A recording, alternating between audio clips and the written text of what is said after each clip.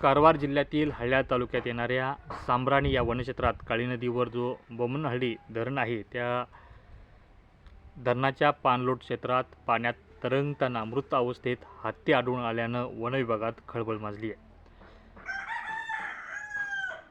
सकाळी स्थानिक लोकांनी याची माहिती वन अधिकाऱ्यांना दिल्यानंतर वन अधिकाऱ्यांनी घटनास्थळी जाऊन त्याची पाहणी केलेली आहे.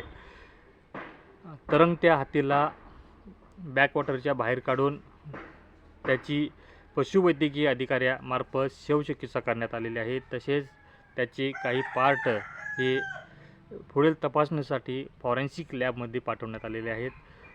फॉरेन्सिक लॅबचा जो अहवाल येईल त्यातून या हत्तीचा मृत्यू कसा झाला आहे हे स्पष्ट होईल.